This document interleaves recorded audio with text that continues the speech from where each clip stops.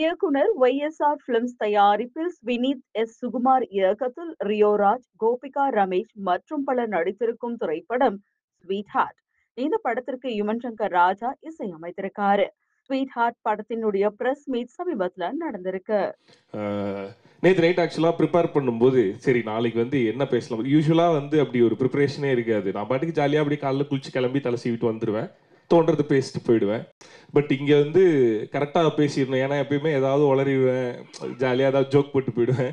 இப்போ சரியாக அட்ரஸ் பண்ணிடணும், எல்லாரையுமே கரெக்டாக பேசிடணும் அப்படின்னு சொல்லிட்டு நைட்டு ப்ரிப்பேர் பண்ணேன். பார்த்தா எல்லாருமே அப்படி தான் ப்ரிப்பேர் பண்ணியிருப்பாங்க போல்.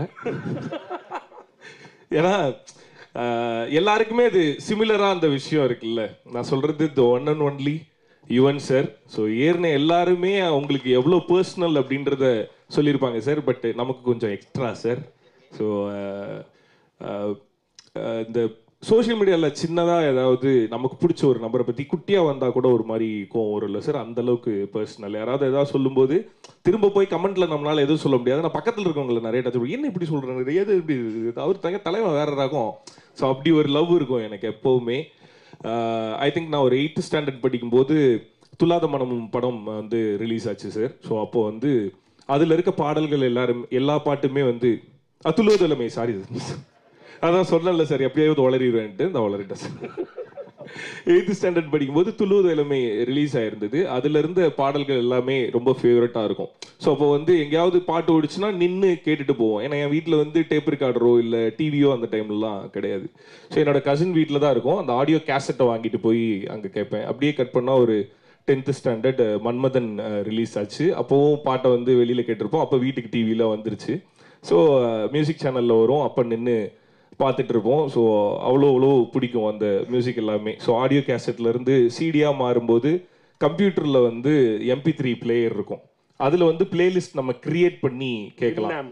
எஸ், வின்னாம்பில் வந்து நம்ம கிரியேட் பண்ணி கேட்கலாம். அப்படி வந்து ஃபஸ்ட்டு கம்ப்யூட்டர் ஓப்பன் பண்ணும்போதெல்லாம் கேட்கணுன்றதுக்காக கிரியேட் பண்ண பிளேலிஸ்ட் வந்து யுவன் சார் இதுதான். ஸோ 8ஆம் கிளாஸ் படிக்கும்போது மியூசிக் டைரக்டர் யாருன்னெலாம் தெரியாது. மியூசிக் பிடிக்கும், கேட்க ஆரம்பித்தோம். ஒரு 10th படிக்கும்போது யார் இந்த பாட்டை போட்டது அப்படின்னு தெரிஞ்சு கேட்க ஆரம்பித்தோம். ஸோ அங்கேருந்து அப்படியே ட்ராவல் ஆகி வந்துட்டே இருந்தால் இந்த ஸ்டேஜிலலாம் பர்ஃபார்ம் பண்ணுறதுக்கு பாட்டு போடுவாங்கல்ல. ஸோ அந்த பாட்டில் சாரோட மியூசிக்கில் வந்து தனுஷ் சார் வந்து ஸ்லீவ்லெஸ்ஸில் ஒரு பிளாக் கலர் ட்ரெஸ் போட்டு வந்திருப்பார். அதை பார்த்துட்டு இதே மாதிரி பண்ணணும் அப்படின்னு சொல்லிட்டு ஸ்டேஜில் சாரோட பாட்டுக்கு நெருப்பு கூத்தடிக்குது பாட்டுக்கு வந்து டான்ஸ் ஆடினது. அங்கேருந்து சன் மியூசிக்கில் வந்து ஷோஸ் ஹோஸ்ட் பண்ணும்போது என்கிட்ட கேட்டாங்க. எல்லா விஜேஸ்க்கும் தனித்தனி இன்ட்ரோ வீடியோ பண்ணாங்க. ஸோ அப்படி பண்ணும்போது எனக்கு ஒரு இன்ட்ரோ வீடியோ பண்ணாங்க சார். உங்களுக்கு தெரியுமா தெரியாதான்னு தெரில, நேரில் பார்க்கும்போது சொல்லலை. நான் இப்படி இங்கே நின்று தான் இதை சொல்லணும் அப்படின்னு ஒரு மேனிஃபெஸ்ட் பண்ணி வச்சுருந்தேன் சார். ஸோ அதனால் சன் மியூசிக்கில் வந்து எல்லா ஆங்கருக்கும் வந்து தனித்தனியாக வீடியோ பண்ணும்போது எனக்கு ஒரு வீடியோ பண்ணாங்க. அப்போ சேனலில் வந்து செம்ம மாசாக பயங்கரமாக ஒன்று பண்ணிவிடுவோம் அப்படின்னாங்க. பட் அந்த ஷூட்டில் என்ன ஆச்சுன்னா, போட்டில் முன்னாடி நின்று போயிட்டு இருக்கும்போது இந்த போட்டை லைட்டாக திருப்பிட்டாங்க சார். தண்ணிக்குள்ளே விழுந்துட்டேன். சரி ஓகே, செம்ம மாசாக பண்ணணும்னு நினச்சிங்க, பட் காமெடியாக முடிஞ்சுது அப்படின்னு சொல்லிட்டு மியூசிக் இதுக்கு என்ன பாட்டு போடலாம் அப்படின்னு கேட்டாங்க. நிறைய மாசான மியூசிக்லாம் எடுத்துகிட்டு வந்தாங்க. பட் எனக்கு ஸ்பெஷலாக என்ன தோணுச்சுன்னா, அப்படி ஒரு மாஸ் இன்ட்ரோலாம் வேணாம். இது அங்கே ஆக்சுவலாக என்ன நடந்ததோ அது வீடியோவில் ரிப்ளிகா ஆகணும். அந்த மாதிரி ஃபன்னாகவே இதை ட்ரீட் பண்ணலாம் அப்படின்னு சொல்லிட்டு நிறைய மாஸ் ஹீரோஸ்க்கு பயங்கர மாஸாக போட்டிருந்தீங்க சார். ஆனால் சென்னை 28 வந்து ஜெய்க்கு வந்து ஒரு மியூசிக் போட்டிருப்பீங்க. அந்த மியூசிக் எப்படி இருக்குன்னா, பயங்கர மாசம் ஆரம்பிச்சு போய் ஜெய் பாத்ரூமில் உட்காந்து அழுகிற மாதிரி காமெடியாக முடிஞ்சிருக்கும். எனக்கு அந்த பாட்டு தான் வேணும் அப்படின்னு சொல்லி என்னோட VJID-யோட மியூசிக் வந்து ஹே வாராண்டா பாட்டு தான் போட்டிருந்தோம். ஸோ எனக்கு அவ்வளோ personal Yuvan sir.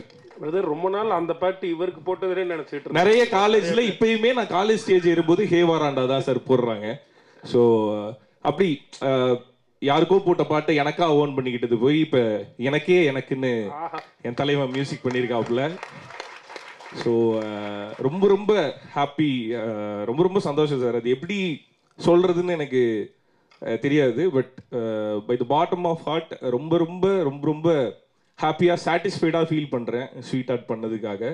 So thank you so much once again sir. From the day 1 அந்த நெரேஷனில் ஆரம்பித்து இப்போ வரையுமே ரொம்ப கிரேட்ஃபுல்லாக நிறைய இடத்துல நானும் சுனித்தும் ஃபீல் பண்ணியிருக்கோம். ஸோ அது எல்லாத்துக்குமே ரொம்ப நன்றி சார்.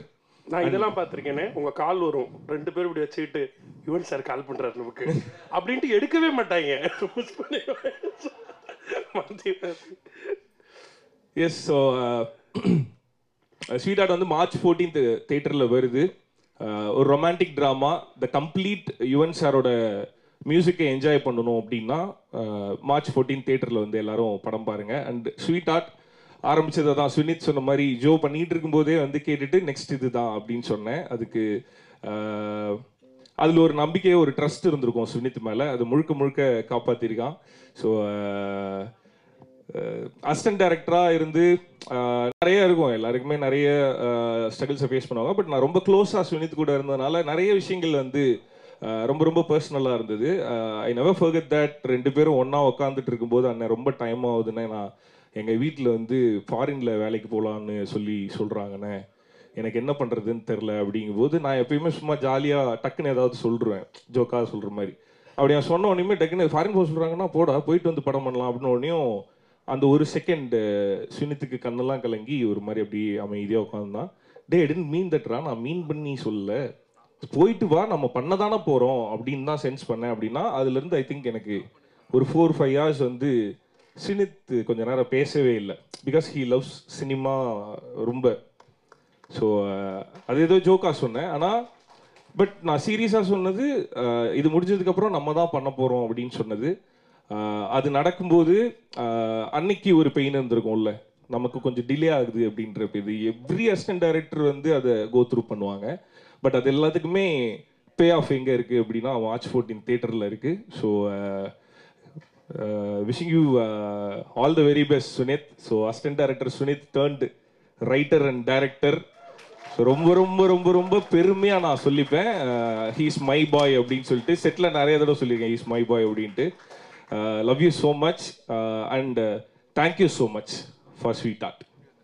தேங்க்ஸ்.